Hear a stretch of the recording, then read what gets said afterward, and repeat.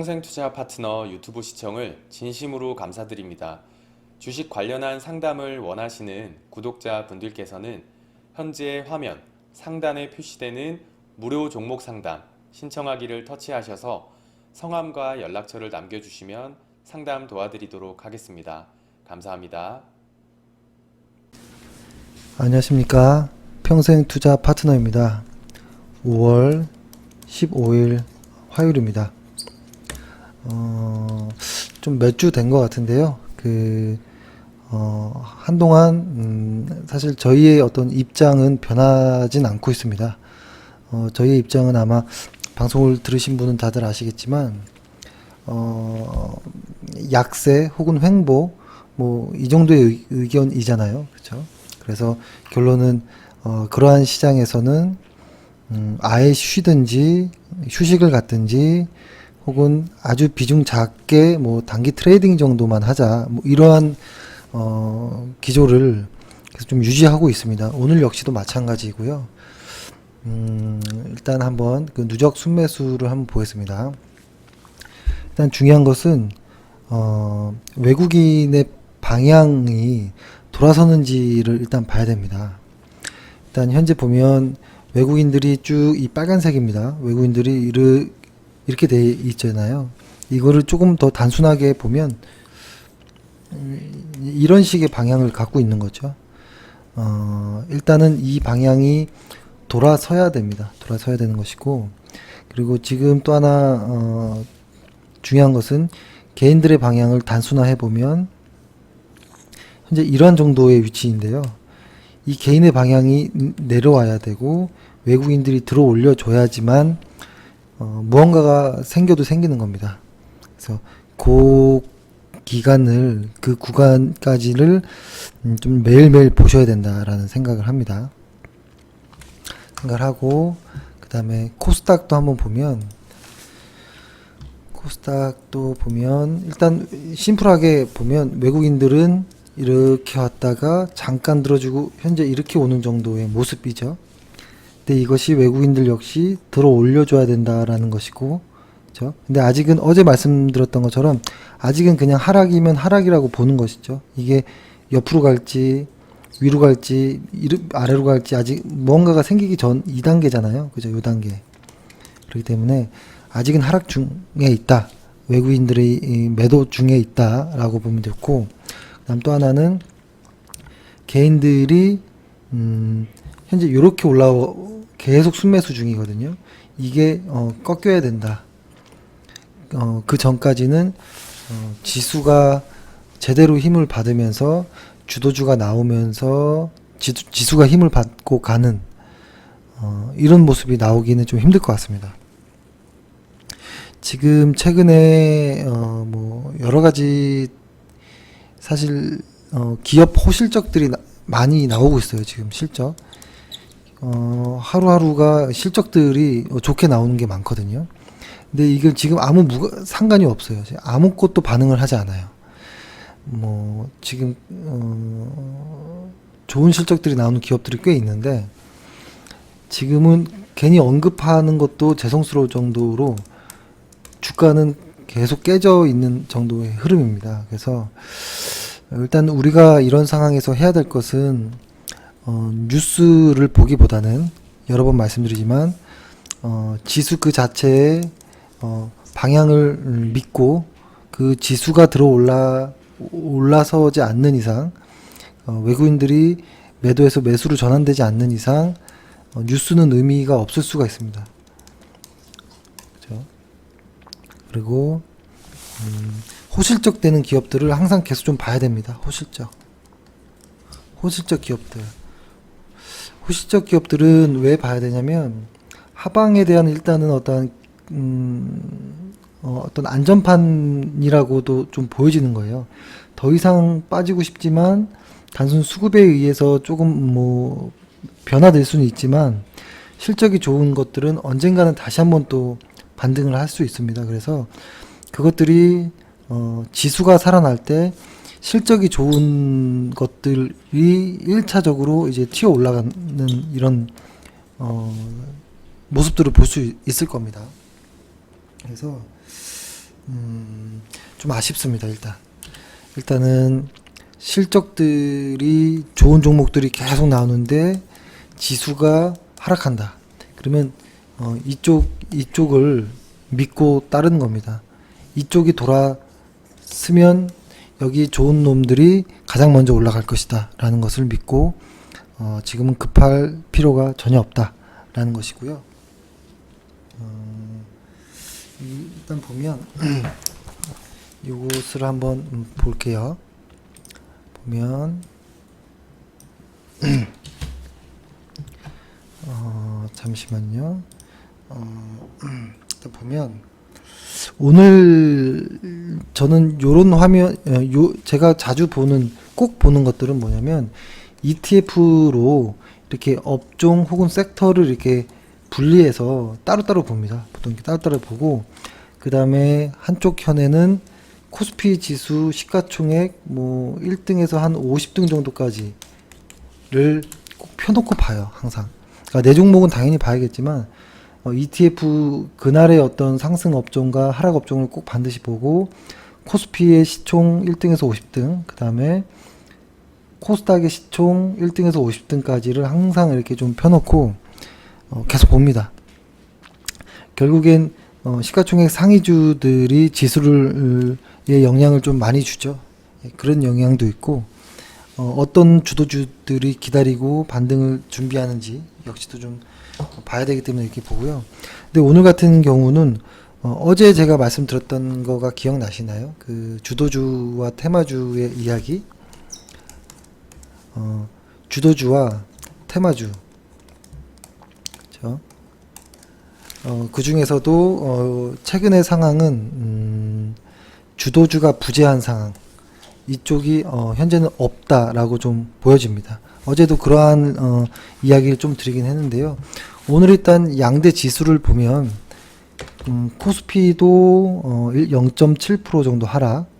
그 다음에 코스닥 역시도 갭으로 뜨긴 갭이란 말보단 좀 머무는 정도이지만 사실 이것은 오늘 크게 의미가 없어 보이는 정도의 모습입니다. 이 정도의 모습은 어떤 모습이냐면 아마 요 밑에 아래 거 저희가 그 트레이딩 하는 요 MACD 를 아마 보신 분들은 아실 겁니다. 요 원절 있죠. 한 890포인트 정도의 코스닥의 중앙 어떤 중심값이 있기 때문에 거기까지는 올라오더라도 아마 조금 조정이라든지 어떤 이런 모습이 좀 가능해 보입니다. 예를 들어서 과거에 하락하고 뭐 이렇게 다중바닥을 만드는 이런 모습들 있잖아요. 이런 모습들이 될 가능성도 높고 이것을 어떤 추세라든지 어떤 이런 각도의 측면에서 보면 마치 오른쪽 어깨에서 하락하기 일보 직전의 모습처럼 좀 불길한 정도의 모습으로도 보여져요. 이것은 주간 차트로 또 하나 또 보면 주간 차트로 코스피 지수를 한번 볼게요. 코스피 지수를 보면 이 부분 MACD 오실레이터가 어제까지만 해도 붉은색이었다가 오늘은 이제 파란색으로 바뀌었습니다. 이게 만약에 깊어지면 요런 정도의 모습이 나올 수도 있는 거예요. 여기 때 이런 모습. 그러니까 하락 반등 더 강한 하락 혹은 반등 뭐 이렇게도 될 수 있지만 일단은 두 가지로 봐볼게요. 이렇게도 갈 수도 있고 하나는 안 좋은 모습으로 할 때는 더 강한 하락. 그러니까 지수로 표현해 보자면 이러한 패턴도 염두에 둬야 된다. 근데 만약에 이렇게 상승하는 어떤 모습이라면 주간 차트상에 여기 요 정도 포인트를 돌파해야 됩니다. 이 돌파 이전에는 사실 예전에 말씀드렸던 2500포인트 코스피 2500포인트가 상당히 중요하다라고 말씀드렸잖아요. 고기를 좀 강하게 누가 봐도 강하게 돌파하지 않는 이상 아직은 박스권 혹은 이 박스 하단까지 2350포인트까지도 밀려올 수 있을 정도로 지금 코스피와 코스닥은 사실 상당히 위험한 자리입니다. 위험한 자리. 위험한 자리이고 벌써 분산은 오랜만에 분산 이야기를 하네요. 분산은 의미가 없을 정도로 상당히 많이 나와 있는 상황이고, 이렇게 많이 나와 있는 상황에서 툭 건들면 우르륵 쏟아져도 뭐라 할 수가 없을 정도의 모습이에요. 그래서 코스피가 상당히 불안한 모습에 처해졌다라는 거. 그 다음에 코스닥 역시도 위험한 모습이다 라는 것이 일단 되고요.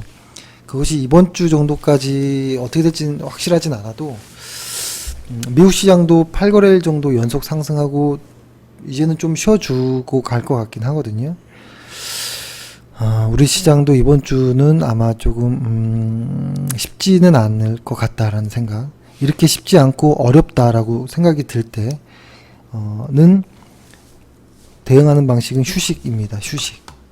트레이딩을 아예 멈추고 휴식, 혹은 아주 주식 비중 아주 작게 20-30% 주식 비중을 여러 종목으로 분산해서 트레이딩, 단기 트레이딩 정도는 할 수 있겠지만, 비중을 실른다든지 뭐 한 종목의 비중을 뭐 15% 20% 이렇게 실른다든지 하는 것은 아주 위험해 보이기도 합니다. 그리고 당연히 지금까지 신용을 갖고 있는 사람은 당연히 없겠죠.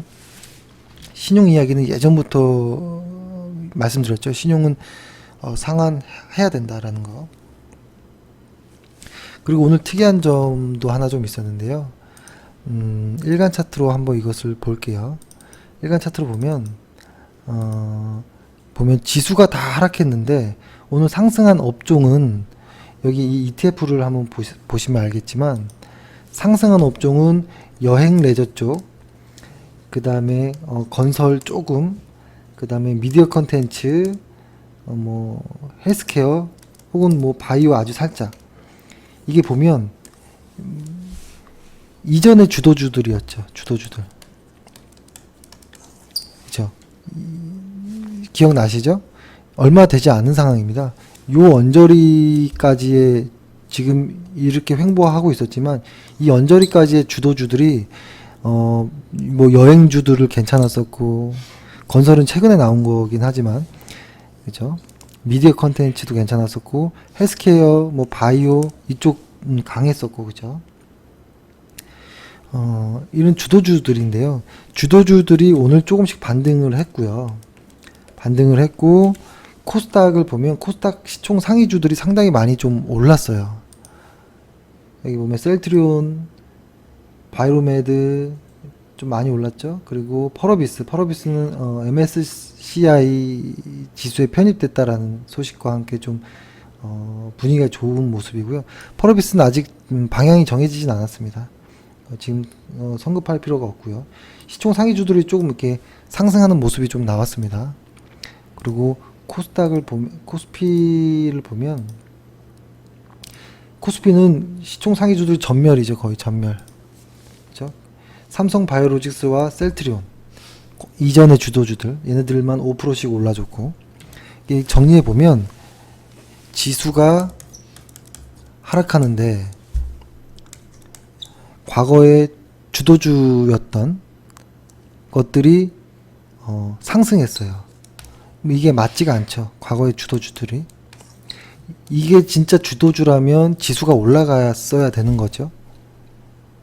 근데 얘네들이 올랐지만 지수는 움직이지 않았어요. 외국인들은 팔고 있었고, 그러니까 이것은 기술적인 반등이라고도 볼 수 있고, 더 나아가서는 현재 상황에서 주도주가 없다.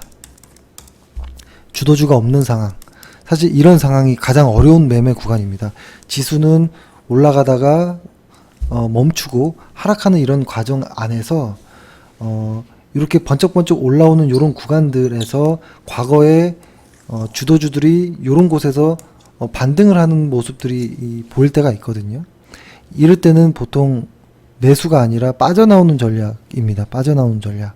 매도 시 반등 시 매도의 전략인 거지 물량을 실는 전략은 아닙니다. 혹은 단기 매매하는 전략인 것이죠. 그래서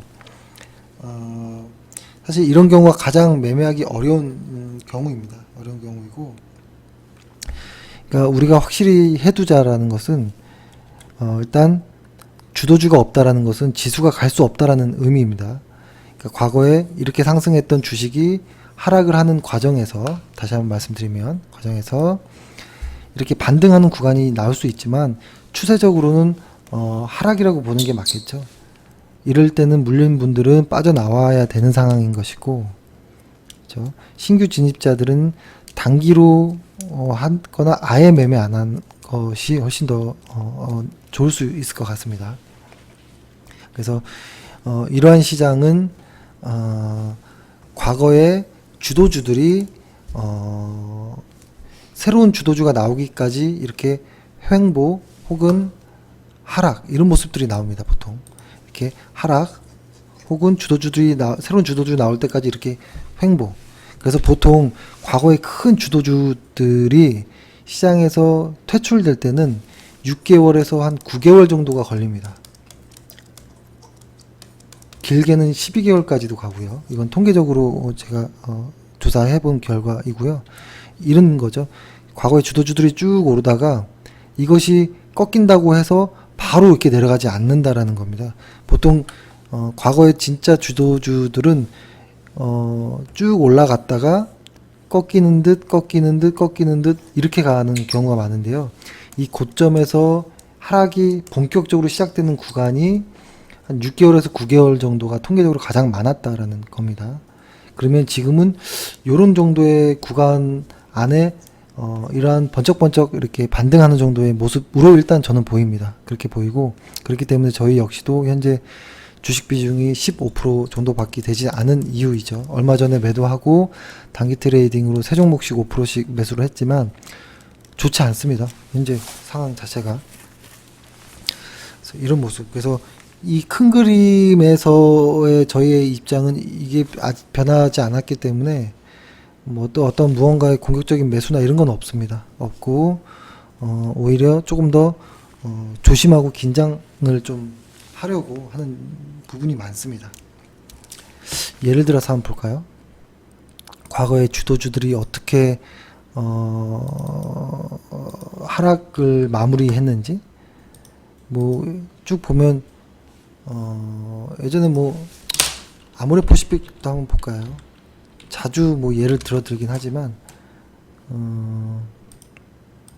이런 거죠. 아모레퍼시픽이 과거에 엄청난 상승을 올라오고 나서 바로 빠지지 않는다는 거죠. 어느 정도 반등 구간이 보이면서 이제 여기서부터 본격적으로 이제 하락하는 구간이거든요.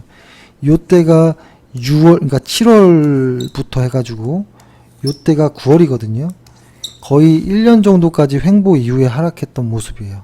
그러니까 그만큼 이 의미는 뭐냐면 이때 상승을 주도했던 사람들의 물량이 워낙 많아졌다는 뜻입니다. 그래서 한 번에 요 한 봉으로 해서 끝낼 수가 없다라는 것이고, 이때 물량을 이 오랜 시간에 걸쳐 그래도 높은 가격에서 팔고자 했기 때문에 이러한 옆으로 횡보 반등하는 모습들이 길어졌다라고 보여지는 것이죠. 이런 것들은 사실 너무 많죠. 이런 종목들은. 그렇죠. 예전에 뭐 SK하이닉스도 마지막에 그렇게 나왔었죠. SK하이닉스도 과거의 요 모습을 보는 겁니다. 과거 요 모습 45,000원이 고점이었을 때. 근데 이때 45,000원 고점이었을 때 개인들이 가장 많이 샀었습니다. 이때 당시 때가 한 중순 정도, 2014년 중순이고 2015년도 거의 초순, 그러니까 1년이 좀 안 되는 기간 동안 과거부터 쭉 엄청나게 올랐던 15,000원이었던 주식이 45,000원까지 쭉 오고 나서 한 두어 차례의 어떤 긴 어떤 횡보 혹은 매물 소화 과정 이후에 본격적으로 하락했던 구간이 이 구간이거든요. 그래서 저는 지금 우리의 시장도 이러한 모습이면 어쩌나라는 생각을 합니다. 지금 SK하이닉스의 모습이죠. 그래서 이렇게 치고 갈 힘이 있을까? 좀 아직은 좀 의문입니다. 그래서 아마 이 정도로 말씀드렸으면 아마 이해하셨을 거라고 믿습니다. 지금 시장은 상승의 관점 혹은 기대 희망보다는 냉정하게 뉴스를 제한 지수 그 자체로서 추세를 인정해 주는 것이 가장 좋은 것 같습니다. 제가 한 2, 3주 전부터 북한 비핵화 관련한 어떠한 것들을 사실 좀 많이 봤습니다. 좀 많이 봤고 많이 나름대로 최대한 좀 연구라고 해봤자 어차피 시중에 떠도는 어떤 논문이나 기사나 이런 것들을 짜집기 한 거밖에 되지 않겠지만 나름대로 정리를 하면 할수록 아이러니한 상황들이 오더라고요. 그러니까 매듭이 안 져지는 상황인 거예요. 그러니까 저의 머릿속에는 그러니까 100% 북한의 비핵화에 대한 어떠한 약간의 어떤 딜레마, 아이러니 뭐 이러한 느낌이 계속 나면서 이것이 깔끔하게 북핵 문제가 100% 비핵화가 되기까지는 거의 불가능에 가까운 수치 정도까지도 느껴지더라고요. 그러니까 이거를 제가 무슨 뭐 반대해서 이런 느낌이 아니에요. 투자자의 입장에서 보는 겁니다. 당연히 한국 사람으로서 한반도의 평화가 우선인 것이죠. 투자보다도. 그렇죠? 그것이 우선 돼야지만 투자가 되는 거고 경협이 되는 거잖아요. 근데 저의 단순한 어떠한 현재까지로서 공부하면서 찾아본 결과는 뭐라고 할까요? 사실 뭐 여러 가지가 왔다 갔다 합니다. 보면 뭐라고 해야 될지 상당히 복잡한 내용들도 많아요. 이것들을 일일이 다 언급하는 것도 오히려 더 혼란스러운 부분도 있을 수 있을 것 같고, 뭐 예전에 뭐 PVID라든지 이것이 한동안 나왔다가 요즘 다시 또 CVID라는 쪽의 이름을 슥 오고 어느 순간 WMD라는 어떤 보도도 좀 나오다가 이것이 살짝 또 이쪽으로 그냥 몰아가는 정도, CVID 정도로 압박을 마무리될 것 같다라는 이런 생각이 드는데요. 사실 이게 어떤 느낌이냐면 지금 저의 입장입니다. 사실 제가 왜 이 이야기를 사실 북핵 이야기를 드리고 싶지 않았지만 드리려고 하는 이유가 결론이 뭐냐면 아무리 많은 자료를 분석하고 파봐도 답이 없다. 나온 정보로는 예측할 수 없다라는 것이고 깔끔한 100%의 북한 비핵화는 상당히 어려울 수 있겠다라는 현재까지 생각을 이렇습니다. 왜냐면 뭐라 할까요? 어떤 상당히 그 사찰이란 부분에 그 예민함이라는 게 있습니다. 강제 사찰과 무작위 접근은 여기서 약간 삐걱거릴 가능성 또한 있을 수 있고, 뭐 CRT라고 하는 것도 있는데 제가 이거를 가장 좀 편하게 말씀드리려면 이거 같아요. 제 생각엔 모든 1번 모든 핵무기를 다 내놓을 것이냐 북한이, 2번 일부를 숨길 것이냐 라는 것에 대한 어떠한 고민이 가장 많은 것 같아요. 그래서 미국에서는 최근에 경제 지원에 대한 이야기들이 나오는 것이 1번을 골라라 라는 뜻으로 받아들이고 있는데요. 1번이 100% 원한다고 가능할까가 이제 아이러니한 거예요. 제 입장은. 그러니까 북한이 이렇게까지 멀리 돌아온 입장에서 멀리 이미 배를 그러니까 출발한 상황에서 다시 과거로 돌아갈 수도 없을 것 같고, 그러면 모든 것을 내놓지 않으면 상당한 다시 한번 정치적 어떤 힘든 경제적으로도 힘든 부분이 있을 것 같고, 그렇다고 일부를 내놓고 일부를 숨긴다? 이게 가능할까? 애매한 부분이 있는데요. 이게 왜 그러냐면 미국이 어떤 사상 최대 규모의 사찰단을 꾸린다라는 것이에요. 그래서 북한이 만약에 숨길 것이다 라고 가정을 했기 때문에, 혹은 어떤 보여주기는 아닐 것 같고 최대한 많이 찾아내겠다라는 어떤 의미로 저는 보여지거든요. 근데 이것이 만약에 어떠한 그런 사찰 기간 안에 합의된 기간 내에 찾지 못하면 일단 검증된 것으로 파악을 하는 거예요. 100% 됐다. 이걸로 보는 거예요. 그러니까 일정 기간 안에 파악했을 때 못 찾아내면 숨기더라도. 왜 그러냐면 트럼프는 2020년의 계획에 맞춰 대선에 맞춰서 비핵화 프로세스 시간표를 맞춰 넣기 때문에 완전한 비핵화라는 것을 선언할 가능성이 높아요. 혹시 일부 있더라도 일정 기간 안에 못 찾는다면 이것은 검증된 것으로 보는 거예요. 그래서 최대한 검증을 좀 확실하게 하려고 하는 어떠한 그런 움직임이 있는 것이겠죠. 근데 사실 이것이 북한 입장도 봐야 돼요. 북한 입장에서 봤을 때 이런 느낌도 전 듭니다. 예를 들어서 나 일부 아니고 모든 것을 내놓았어 라고 이야기를 해도 그것을 증명할 방법이 없는 거예요. 나 핵무기가 진짜 없어 라고 증명할 방법이 없어요. 그게 저는 좀 아이러니하다라는 거예요. 그래서 이것은 어떤 실제 한반도의 평화를 위한 100% 비핵화의 어떤 것보다는 2020년에 트럼프의 어떠한 재선에 좀 맞춰서 돌아갈 가능성이 좀 높다. 하지만 이전 과거와 현재는 말도 안 되게 변한 건 맞죠.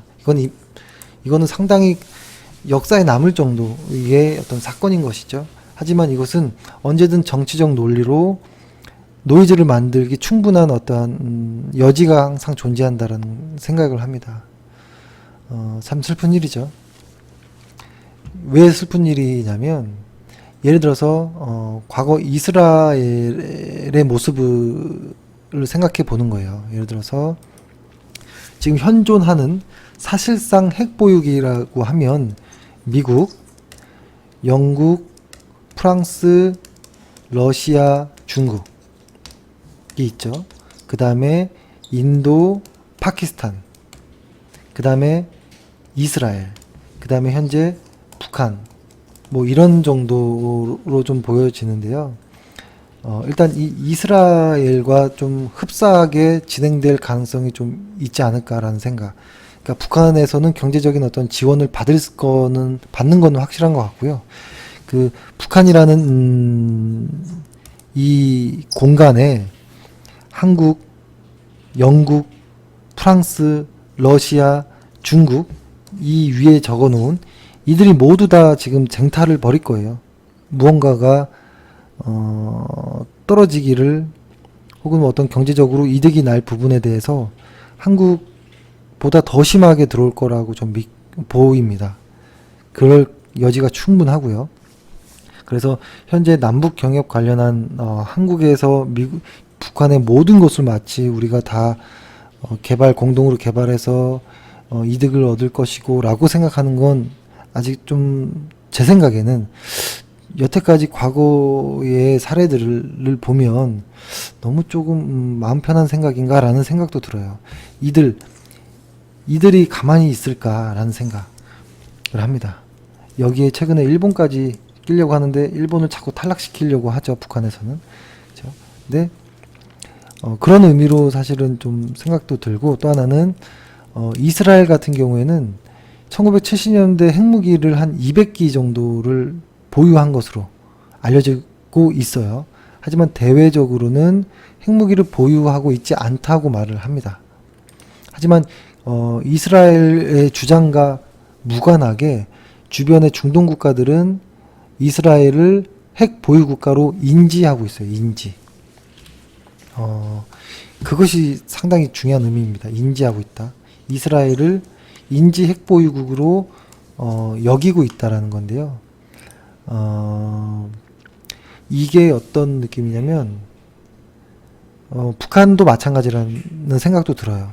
이것은 정치적인 논리로 인해서 모든 것을 내놓는다라고 해도 내놓는 것을 북한이 모든 핵 관련한 것을 포기했다 하더라도 핵 개발하는 모든 사람들까지 다른 나라로 이주시켰다 하더라도 100%라고 증명을 할 수가 없다라는 그 아이러니 때문에 북한은 이미 핵 보유 가능성, 그러니까 잠재적 핵 보유국으로 계속 인지될 가능성이 높습니다. 이 말은 슬프지만 북한이라는 나라가 계속적으로 정치와 어떤 경제적인 측면에서 계속 노이즈가 계속 발생할 가능성이 높다라는 느낌이 저는 되더라고요. 깔끔한 확실한 여기까지 가려면 거의 불가능에 가까운 어떠한 합의와 어떤 전제들이 있을 수 있겠다라는 생각. 근데 예를 들어서 진짜로 다 내놨다라고 말해놓고 진짜 일부를 숨겼어요. 만약에 북한이 숨겼습니다. 그리고 나서 경제 지원이라든지 이런 것들을 수없이 받아서 더 이상 전쟁이 일어나기 어려울 정도의 나라가 됐을 때 한국과 북한이 통일을 이룬다면 통일 한국은 핵보유국이 될 수도 있다라는 그 또한 아이러니한 이런 상상을 또 해봅니다. 만약에 통일이 됐을 때. 그러니까 정말 이상하죠. 그러니까 사실 이것들은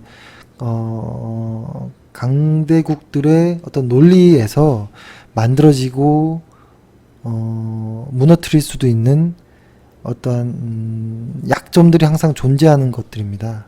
그래서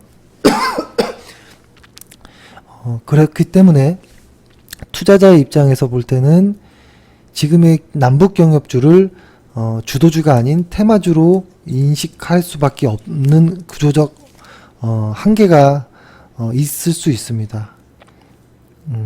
그래서 오늘은 이런 쪽 이야기를 하는 게 상당히 조심스럽고 저 역시도 많은 인터넷상의 자료들을 합체해서 조금의 어떤 고민으로 이렇게 이야기하는 것이 불과 한 달도 남지 않은 이런 상황 안에서 괜한 말을 하는 것인가 이런 조심스러운 생각도 들지만요.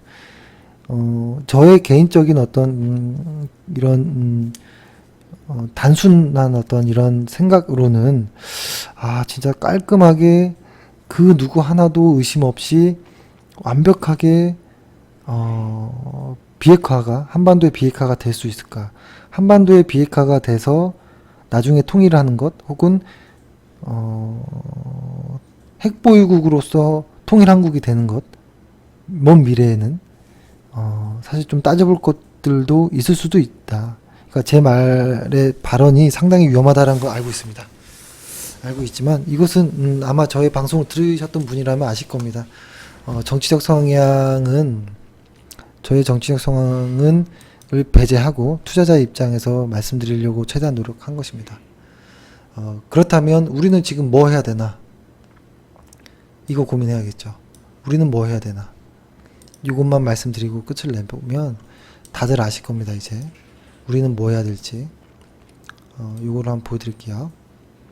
저희 카페에 제가 그때 올려놨던 거 10권 내 책을 순위를 정해서 올려놨잖아요. 10권 한 달에 한 권 정도 읽어보자. 휴가철 빼고 한 달에 한 권 정도 10권. 그러니까 지금같이 시장이 안 좋을 때는 지수를 체크하고 좋은 호실적의 종목들도 언제나 좀 확인해야 되지만 책을 보시는 것을 좀 권해드립니다. 왜냐면 여기에 나와 있는 그 전설들은 단순 한국에서 뭐 이런 거 있잖아요. 무슨 증권방송 뭐해서 몇 프로 수익 뭐 단타에 뭐 이런 사람들과 격이 다른 것이고 이들은 흔히 시장 투자자들이 전설이라고 부르는 사람들의 책들입니다. 그 사람들이 시장을 강세일 때 약세일 때 어떻게 버텨왔고 이겨냈는지에 대한 아주 소중한 내용들을 아낌없이 다 오픈해 놓은 것들이거든요. 그러니까 우리는 그들과 만날 수는 없었겠지만 간접적으로 경험해 볼 수 있는 것은 저의 어떤 이런 얕은 지식이 아니고 실제로 이런 전설들이 이야기하는 내용들을 실제로 꼭 독파하셔서 정독하셔서 꼭 내 것으로 만드는 것이 가장 저는 현명할 것이라고 보입니다. 간략하게만 말씀드리면 제시 리버모 책은 주식하는 사람이 안 읽은 사람이 없을 정도의 책이라고 보여지고, 그렇죠? 니콜라스 다비스는 현존하는 어떤 박스 돌파 매매, 제시 리버모도 같은 의미이죠. 하지만 조금 더 주식 투자, 직장인이 할 수 있는 주식 투자를 좀 더 편하게 얘기한 것이고, 엘리어트라는 사람은 엘리어트의 책이 한 3종류가 있습니다. 엘리어트가 직접 쓴 거, 엘리어트의 제자가 쓴 거, 또 다른 이가 쓴 거 이렇게 있는데요. 일단 처음엔 엘리어트 본인이 쓴 책을 보시는 걸 권해드리고, 엘리어트는 60세가 넘어서 주식을 시작한 사람입니다. 60세가 넘어서 은퇴하고 철도 공무원에서 은퇴하고 한 4, 5년 동안에 연구를 해서 엘리어트라는 이론을 만든 사람. 그러니까 흔히 이런 말 하시죠. 난 나이가 이제 많아. 주식 못해라고 하는데요. 엘리어트라는 사람을 보면 뭐 그런 말을 하기 어렵죠. 이 사람 60세가 넘어서 주식을 한 사람입니다. 그리고 존 볼린저라는 사람은 현존하는 사람이고, 가장 무난하게 쓰는 볼린저 밴드라는 이야기를 과거의 어떤 엔벨롭이라든지 이런 것들을 좀 보완한 내용들이고요. 볼린저 밴드는 꼭 한번 보셨으면, 그리고 경제적 해자라는 책도 역시나 내가 주식을 고르는 데 있어서 당연할 체크리스트를 만들어줘요. 내가 이런 주식을 살 때 이 정도에 해당하는지를 체크할 수 있게끔 도와주는 아주 얇은 책입니다. 얇은 책이라서 한 300페이지인데요. 사실 되게 얇아요. 경제적 해자라는 책을 꼭 보시고, 일목균형표는 기술적인 책입니다. 기술적인 책인데 4권까지 나와 있지만 1, 2권으로도 충분할 수 있다라고 저는 생각합니다. 그리고 심리투자 법칙은 앞부분에는 심리 이야기, 뒷부분에는 기술적 분석의 이야기를 다루는데요. 이 사람의 이 정신과 의사인데요. 실제로 트레이더로서도 큰 성공을 한 사람입니다. 근데 이 사람의 내용 중에서는 사실 심리라는 내용을 군중 심리와 개인 심리로 나눠서 나왔던 책이 없었습니다. 어떤 재무 행동학이라든지 이쪽에 내 책이 상당히 부족했었던 그 시절에 전 좀 의미 있게 좀 봤던 내용이라서 뒷부분이 조금 까다롭다면 앞부분의 심리에 관한 부분을 꼭 보시는 거. 그리고 이분은 실제 트레이더의 어떠한 느낌을 이해하게 해주는, 그러니까 실제 트레이더들은 어떻게 트레이딩을 하는지를 좀 엿볼 수 있는, 특히 가장 눈여겨보아야 될 것은 이 사람의 시세를 읽는 어떤 그런 방식들, 그리고 손절을 하는 방식, 손절을 하는 방식을 꼭 그리고 중간에 물량을 줄이는 이런 기술들 꼭 보실 것이라고 말씀드리고, 저는 국내 책 중에서 가장 좋은 책이 이 미녀 53의 쩐의 흐름을 타라라고 봅니다. 이 책은 뭐 호불호가 갈릴 수 있겠지만요, 추세 추종이라는 혹은 어떤 시세라는 의미에서 봤을 때 시세를 시세답게 좀 설명한 내용이 아닌가. 그리고 주간 차트를 활용할 수 있는 아주 도움이 되는 책이라고 보고요. 윌리엄 오닐이라는 책은 현존하기도 하고요. 미국에서 워렌 버핏, 그 다음이 저는 윌리엄 오닐, 이 양대 산맥이라고 저는 보거든요. 누가 우열을 가리기는 힘들고 나이도 비슷하고요. 워렌 버핏은 실제 회사를 사는 정도의 지분 투자를 하는 사람인 거고, 윌리엄 오닐은 진짜 트레이더에 가까운 사람이에요. 개인 투자자의 어떤 느낌이 더 강해요. 그래서 상당히 도움이 될 수 있는, 이 책은 모든 게 다 포함됩니다. 어떤 회사를 어떨 때 사고 어떤 실적의 회사를 사는지에 대한 것들이 꼼꼼하게 나와 있거든요. 이 10개의 책을 1번부터 2018년도에는 읽어보는 겁니다. 1번부터 10번까지 읽고요. 다시 2019년도에 다시 1번부터 10번까지 적어도 2회독 정도를 하신다면 저와 같은 이러한 허접한 동영상을 굳이 찾아다니면서 들을 필요가 없습니다. 그래서 딱 2년만 널널하게 투자해 보세요. 한 달에 책 한 권 읽는 거거든요. 30일이라고 하지 않고 주말에 쉰다라고 계산해서 한 20일 정도, 한 달에 20일 정도라고 했을 때 한 400페이지 책이라고 하면 하루에 20쪽 정도 읽는 거예요. 20쪽. 하루에 20쪽. 한 페이지에 아주 정독으로 또박또박 소리 내면서 읽는다 하더라도 그림도 있고 뭐도 있고 하거든요. 그래서 한 페이지에 3분 잡고 곱하기 20페이지 한다면 시간 나오죠? 1시간도 채 안 걸리는 시간을 할애하는 거예요.